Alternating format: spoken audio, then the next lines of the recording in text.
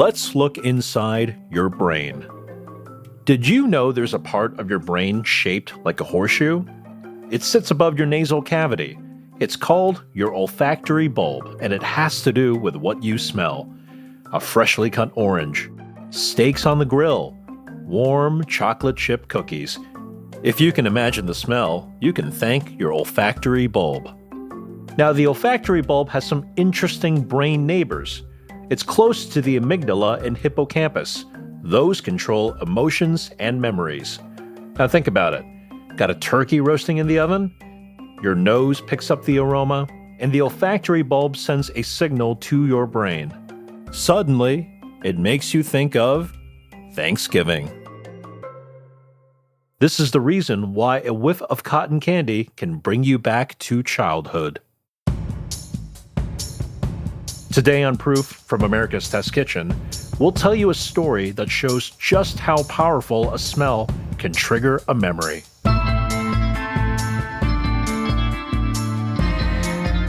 I'm Kevin Pang. Everyone take a deep breath through your nose and stick around. Reporter Haley Gray brings us this story. Lulu and Nadia are both Palestinian women who have never lived in Palestine. My name is Nadia Tomali. I am a Palestinian immigrant. Nadia is a food blogger and a cooking instructor. She lives in Seattle with her husband and 3 boys. My name is Lulu Abuda. I'm Palestinian-Brazilian New Yorker. Lulu owns a cracker business. She uses staples of the Palestinian pantry in her cooking. She's a single mother to twins and a 2-time breast cancer survivor.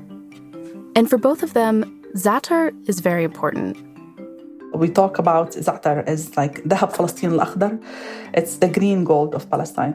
It's the must staple. I don't know any friends or acquaintances or any Palestinian that has not grown up eating za'atar.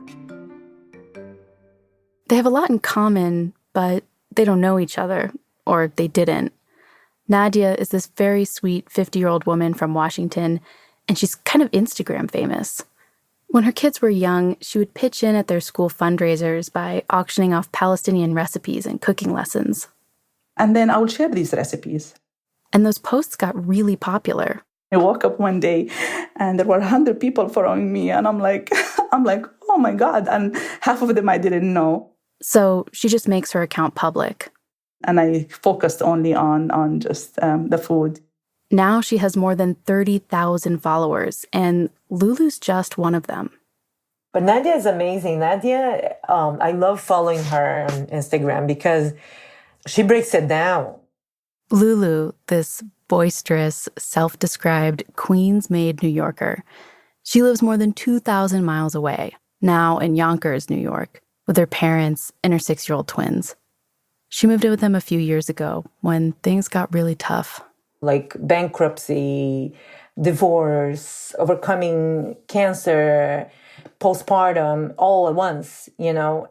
Sometimes you just want to give up. You just want to break down and just say, what the I'm doing? And that's when she started baking. Every night, I would put the twins, I'll put them to sleep, and I would bake. And it came out in that form of a cracker. And that's how Lulu's Gourmet Crackers was born. She baked, she posted photos on Instagram, and she wasn't baking to sell at first, but... People like, are you selling? So when you don't have anything to your name, you know? So I was like, yeah, you know, hell yeah, I'm selling. So I started like that. She says za'atar is her most popular flavor. The za'atar definitely rings deep. It's here in the heart. Za'atar is 2 things. It's an herb and it's a spice blend. The blend has 3 main ingredients. The first is the herb za'atar, which is a particularly pungent and peppery type of oregano. Here's Nadia explaining how it's made. We dry it and then we crush it and we rub it actually with olive oil This is the Palestinian way, at least. And then we add the spice sumac, roasted sesame seed, a little bit of salt, something like that. This is the basic za'atar blend that you will see. And then, people could add, other spices to it or other ingredients to it. So it depends on the people's taste. Za'atar blend is herby, a little peppery thanks to the za'atar herb, rich and nutty from the roasted sesame, and bright and tangy thanks to the sumac. It's a must on every breakfast table. Nadia says growing up in Jordan, moms would send their kids to school with za'atar sandwiches. She says kids ate za'atar every day, but she and Lulu both told me they'd be sure to eat it on days they had a test. Here's Lulu. Every Palestinian would tell you this, that their grandmother used to tell them, eat up some za'atar because that will make you smart, So right before an exam, we all like the green teeth and the sesame seed stuck in the teeth, and what is that you're eating? Ew, And it's not at all just for kids. One very classic way to eat za'atar is a simple combo with olive oil and warm pita bread. That's Nadia's favorite way to eat it. First dipping it in the oil and then the za'atar. Za'atar has gotten a little more popular recently, but good, real za'atar, it can be hard to come by.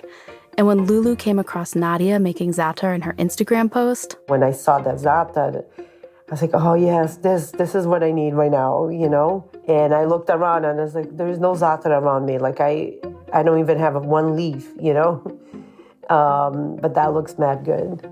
She saw me making the fresh za'atar. I was making the blend for my family, and I was sharing the story. Not only did Nadia have delicious-looking za'atar blend, the one she was making it with her own stash of dried za'atar leaves. That's a rare find in the U.S. And she texted me and she said, oh my God, those look delicious. I can smell it from here. I can smell it all the way from here.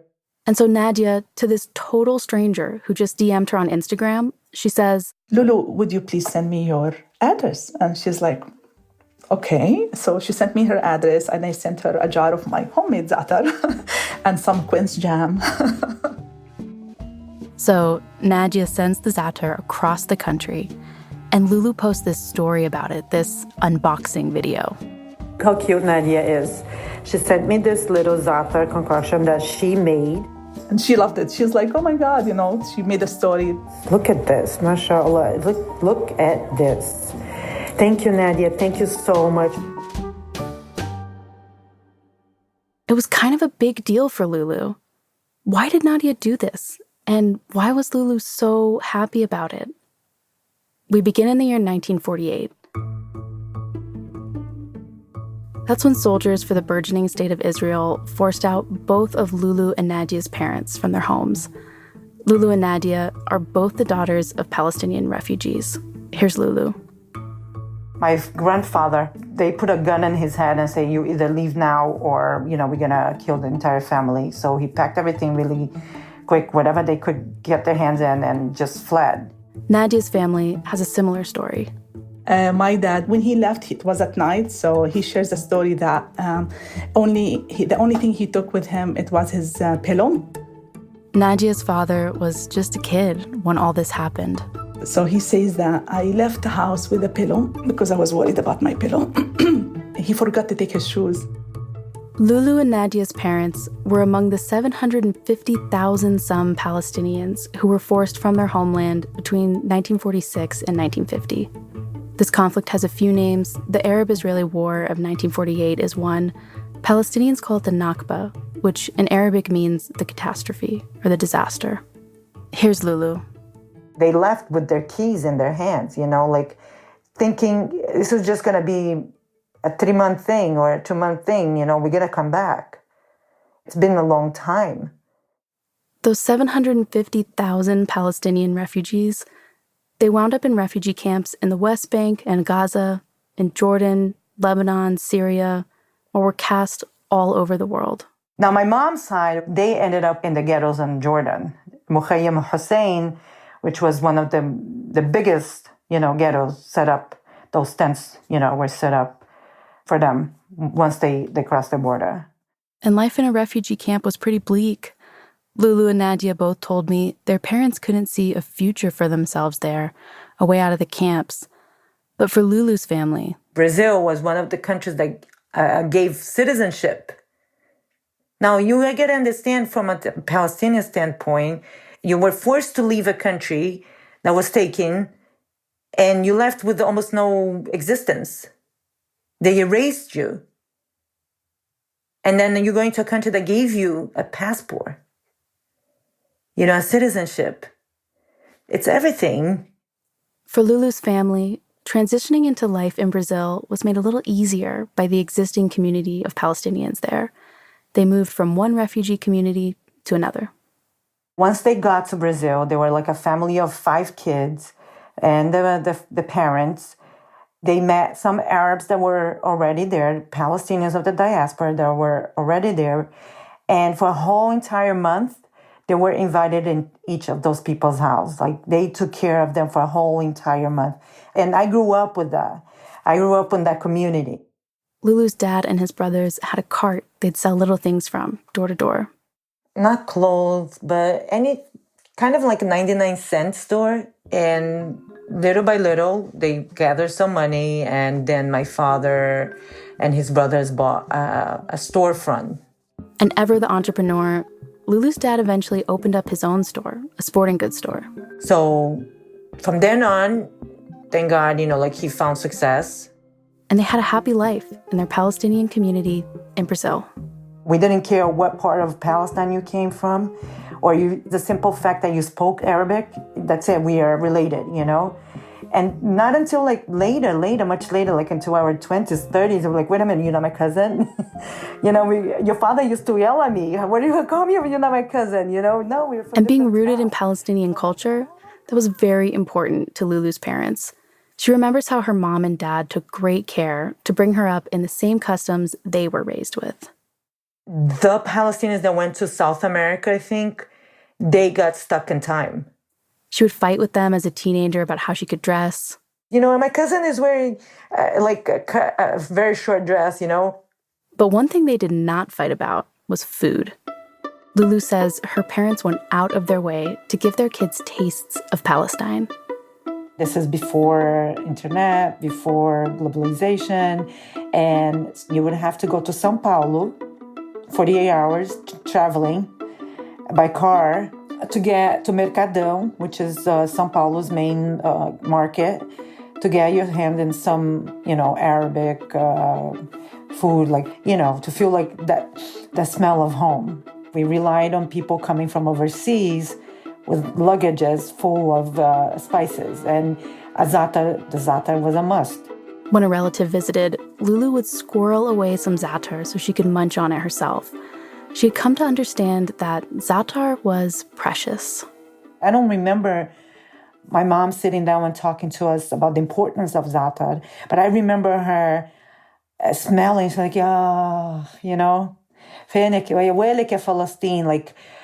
all to you, Palestine, like the pain. And one word or one sentence would lead to a traveling to memory lane. When Lulu was 15, her parents sent her to Jordan for the first time. I stayed a year with my grandparents just to learn Arabic and the culture. And she had something of a revelation there about za'atar and its smell. I will never forget the first smell of Jordan that I sniffed. Oh my God, I'm definitely not in Brazil. I asked her to describe the smell. Definitely za'atar, for sure, 7 spices, maramilla, which translates to sage, but it's a little different. It's a very strong smell of maramilla. Combine all that, sumac, baharat al-sab'a, the 7 spices, all that together in the luggage. Everything was familiar, but nothing smelled quite like she remembered it from the suitcases. Not even the za'atar. But how could that be? I concluded it was all those smells together in that, the suitcase that made me think that was what an Arab land should smell like. And then when you actually go there, you distinguish one from another, and then your nose becomes more savvy. There is no such a thing as that scent. When we return, the za'atar connection between Lulu and Nadia deepens.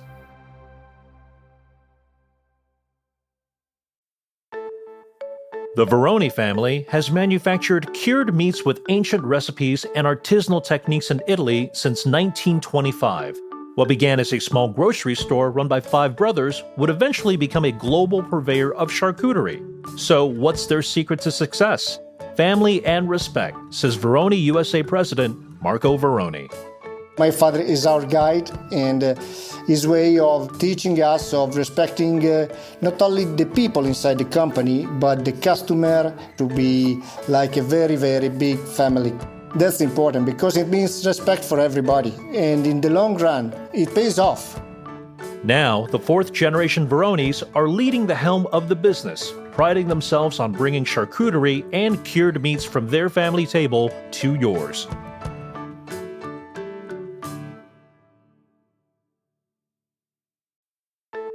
Hey, Proof listeners. If there's one thing I want you to know about me, it's that I like using tools that feel good in my hands. That's where OXO comes in. When founder Sam Farber debuted OXO's iconic vegetable peeler, he asked retailers to display the peeler next to a bowl of carrots so people could sample the product at the store. Believe it or not, nothing like it had really been done before. What better way to get a feel for a product than to try it out right then and there? Right now, OXO is offering a special discount for Proof listeners. Just use the code ATK15 for 15% off on OXO.com. That's OXO.com. OXO, better guaranteed.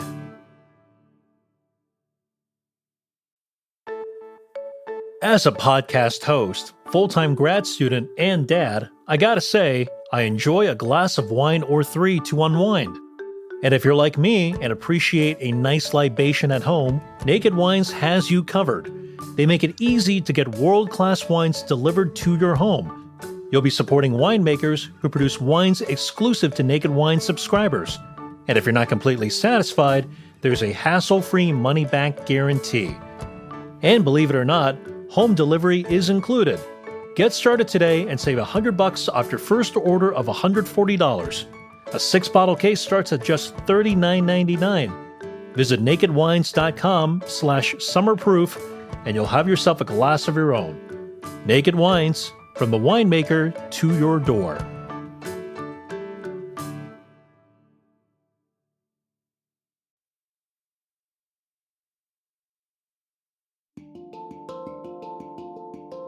And now, back to Lulu and Nadia. Of all the things Lulu could have written to Nadia that day on that Instagram post, the photo with the za'atar leaves in it, the most meaningful thing Lulu could have said, to her at least, is exactly what she did say. This photo. I can smell it from here. I can smell it all the way from here. I remember her smelling. She's like, "Ya, فينك ويلك يا فلسطين." It's like I can smell it. Now, for Nadia, what Lulu wrote meant something too. Nadia grew up in Amman, the capital of Jordan. Her family lived in the same building as her grandparents, and they had this oven. It was on wheels, connected to a propane tank, and in the summer, her grandmother would bake in the courtyard of their building. And in the winter, they'd move it inside to warm up the house. I can describe it as, let's say, a rectangular box that opens, has 2 doors that opens towards you. I would be just hanging out, sitting down and just watching all the steps that goes in preparing this food. All the magic came from these just 2 doors. You put something in and something smells really great that comes out of the oven. When za'atar season came, we're talking about the herb itself. So they would make this za'atar bread. We call it بالعربي, in Arabic, أقراص الزعتر. So it's like a bread that is stuffed with this za'atar herb that is mixed with onions and seasoned with sumac and salt and pepper, and then lots of extra virgin olive oil. And then as soon as it comes out, my grandma or my aunt will start, taking pieces of this za'atar. She would hand it, and that was just the most delicious thing that you can you can have.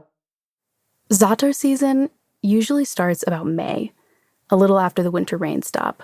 The dryness of the soil and the heat, it stresses the za'atar plant and makes it produce more of this compound, carvacrol.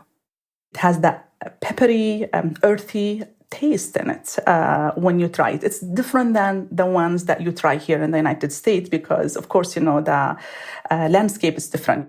As for the rest of the year, Nadia's family, like all her neighbors in Jordan, they grew some za'atar herb in little pots or gardens around their homes.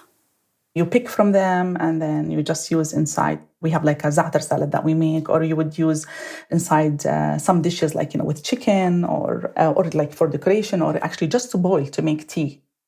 That tea Nadia was talking about, it's used for respiratory health and to fight off colds. The carvacrol has antiviral and anti-inflammatory properties.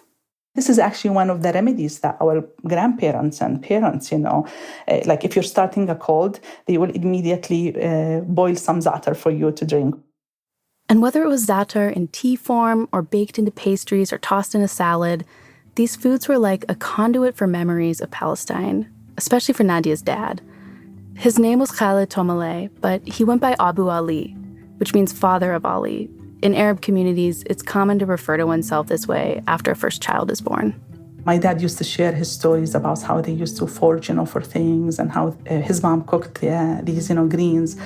He was born in Annaba, in Palestine, and all his memories was about, all these little meals that we weren't used to it. So I looked forward to the season to go and actually forage for it after growing up, because I really wanted to have the same experience. They lived a very simple life. He would say, if you cook a meat, it's inappropriate actually to cook this meat and have the neighbors smell it without sharing it with them, because not everybody can afford it. He always reminded us growing up that, you just need to be aware of when you cook something, you make sure that if the person next to you cannot have it, you have to share part of this food with them. Your dad would be so proud that Lulu could imagine she could smell the za'atar, and you're like, well, I have to share it. That's the rule. That's the rule, absolutely, yeah. That's the story with Lulu.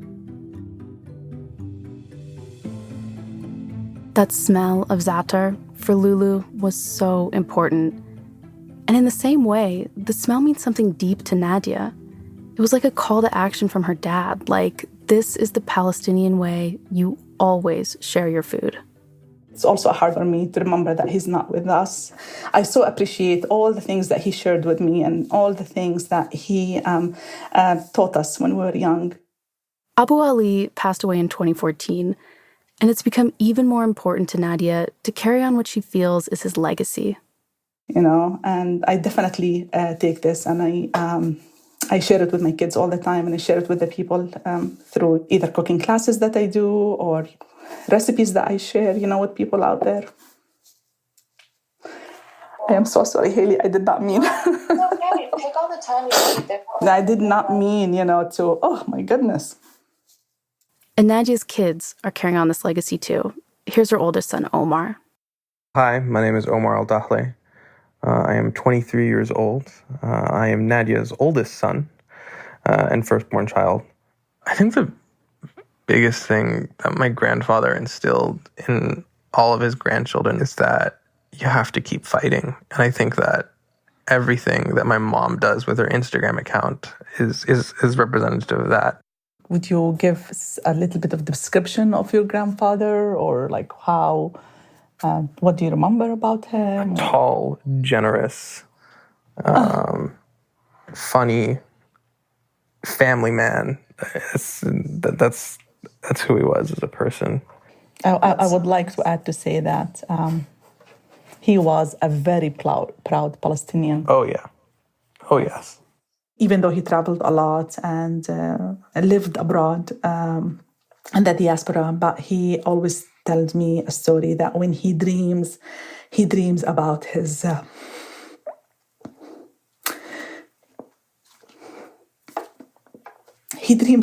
village and his house in his village, Annaba.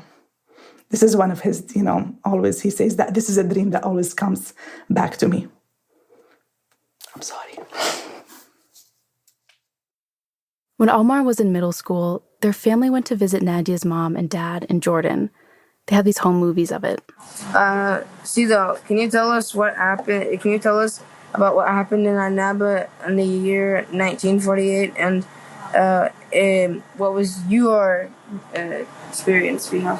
تعرف إني أنا متذكرها مثل ماني قاعد فيه. Abu Ali tells Omar he remembers it like it was yesterday. مع الصهاينة اللي أجوا اللي هم مجرمي حرب دولة. They knew soldiers were coming, Zionist groups like the Stern, an extremist organization, and Haganah, which later became the IDF, Israel's army today. Nadia's dad said these groups wanted the land, but not its inhabitants. That the Stern and Haganah would force people out or kill them.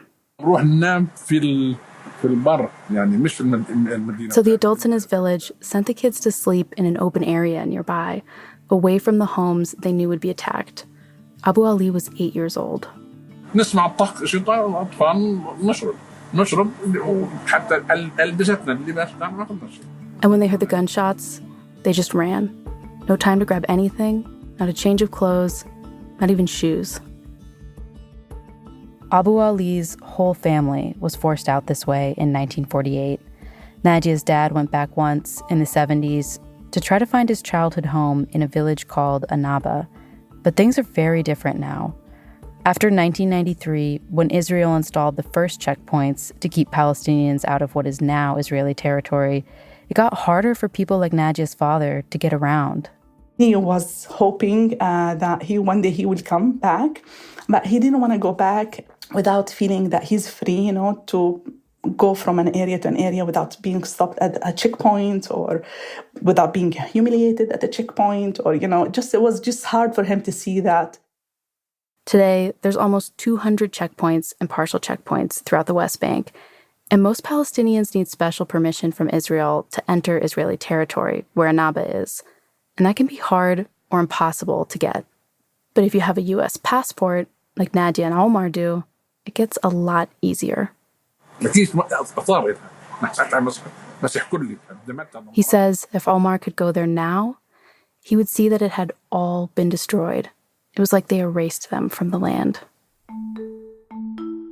And then he says something Nadia remembers Abu Ali saying often. He tells Omar, hey, you should go there. You should go find Anaba.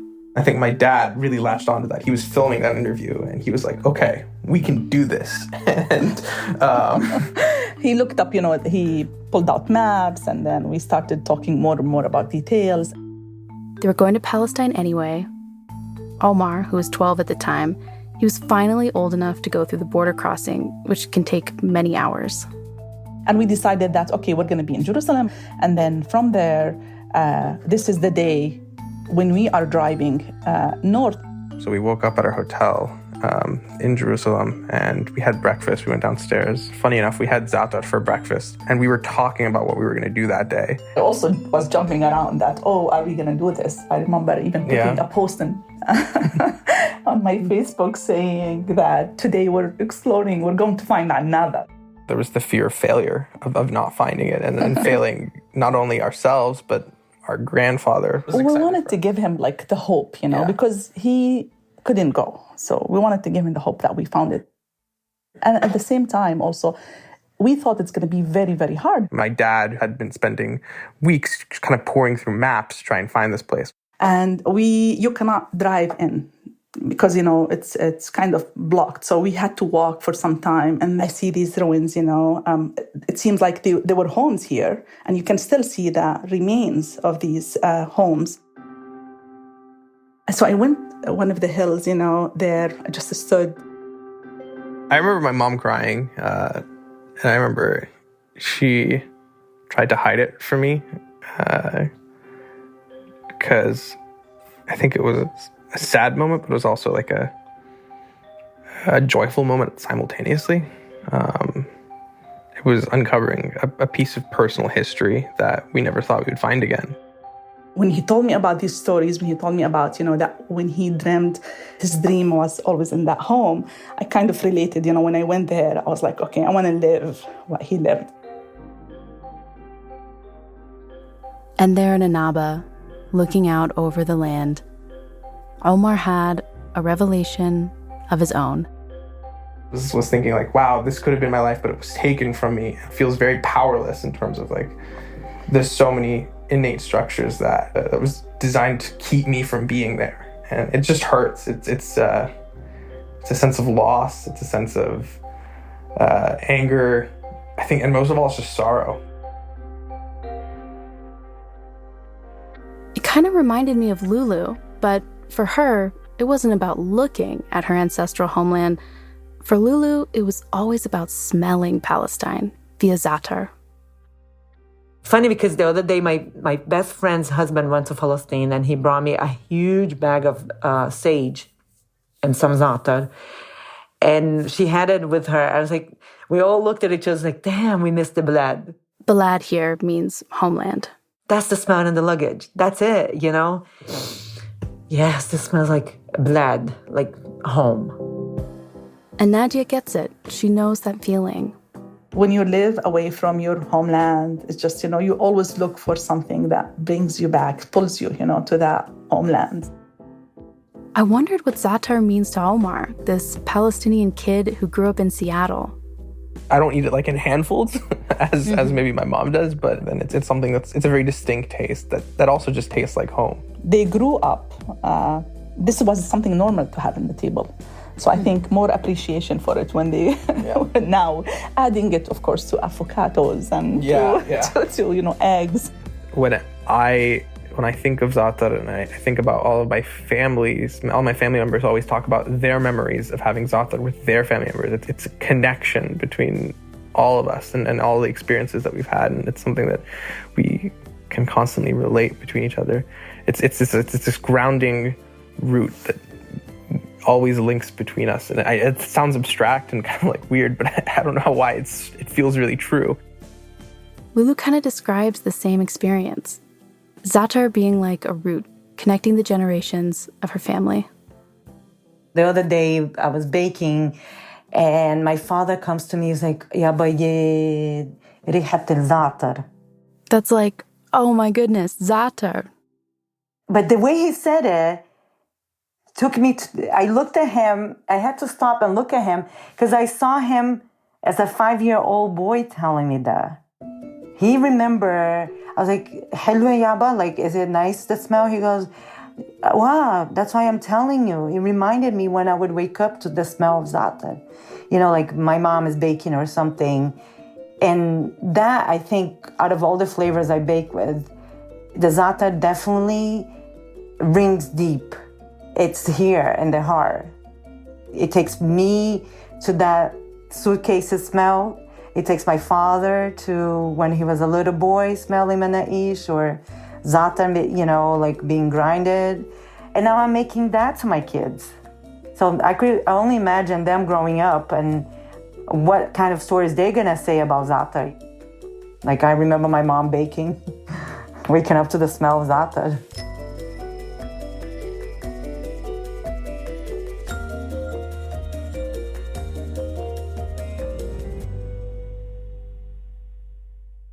Thanks to Haley Gray for bringing us this story.